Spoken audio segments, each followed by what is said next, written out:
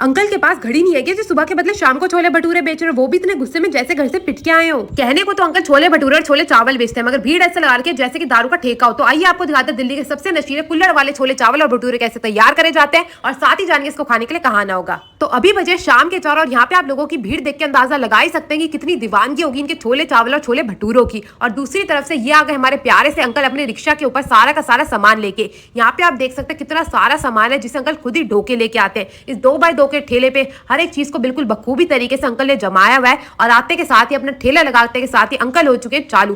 चारों तरफ से लोगों ने अंकल को घेर लिया है और एक एक करके अंकल भी चालू हो गए यहाँ पे भटूरों को सेकने के लिए। आमतौर पे भटूरों को तल के दिया जाता है, मगर यहाँ पे अंकल तल के तो लाते ही हैं, मगर साथ ही इन्हें तवे पे गर्म भी करते हैं, जो कि इन भटूरों को बनाता है और भी ज्यादा खास। और कुल्हड़ में जो यहाँ पे छोले को परोसा जाता है भाई, उससे तो स्वाद हो जाता है दुगना। तो यहाँ पे आप देख सकते हैं एक एक करके कुल्हड़ जो निकाले गए हैं, कुल्हड़ और दोनों में ही छोलों को परोसा जाता है, साथ में थोड़ी सी प्याज, उसके ऊपर थोड़ी सी हरी चटनी डाल के यहाँ पे छोले भटूरे की प्लेट जो है वो परोसी जाती है। तो यहाँ पे मैं आपको बता दूं, एक प्लेट में आपको 2 भटूरे और साथ ही साथ 2 जगह छोले खाने को मिल जाएंगे। जितनी देर में भटूरे सिकते हैं उतने में तो अंकल एक एक करके सारे के सारे दोनों में यहाँ पे छोले भरना शुरू कर देते हैं और लोगों को देने लग जाते हैं। तो यहाँ पे आप देख सकते हैं एक एक करके सारे कुल्हड़ों में छोलों को भरा जा रहा है और लोगों को दिया जा रहा है। इसी प्रकार से एक के बाद एक कुल्हड़ भरते रहेंगे छोलों से और लोगों को जो है छोले खिलाते रहेंगे। दूसरी तरफ तवे के ऊपर जो है भटूरे भी सेकते रहेंगे। छोले भटूरे और छोले चावल के अलावा यहाँ पे आपको राजमा चावल भी खाने को मिल जाएंगे, और ये भी आपको कुल्हड़ में ही परोसा जाता है। मैं आपको बता दूं, अंकल की बड़ी इच्छा थी मर्सिडीज के ठेले पे छोले चावल और भटूरे बेचने की, मगर मर्सिडीज वालों ने मना कर दिया। इसीलिए अंकल आजकल बड़े गुस्से में छोले चावल और भटूरे बेचते हैं।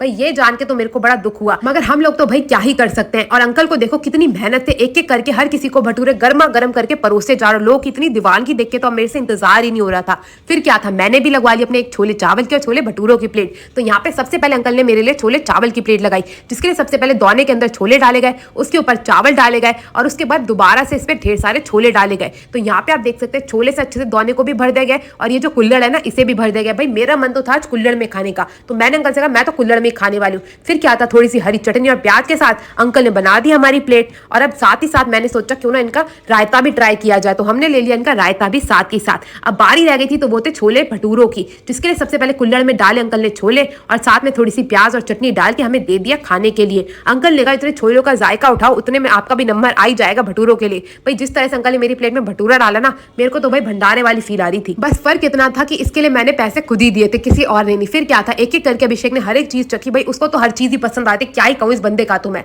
मगर मेरे को तो ये खाना ओके ओके लगा। आपको कैसा लगता है जाके मेरे को जरूर बताइएगा। मेरे को तो इसमें कुछ खास नहीं लगा सिवाय इसके कि कुल्हड़ में दिया जाता है। आपको कैसा लगता है आप मेरे को कमेंट करके जरूर बताइएगा। वीडियो अच्छी लगी तो अपने दोस्तों से शेयर करना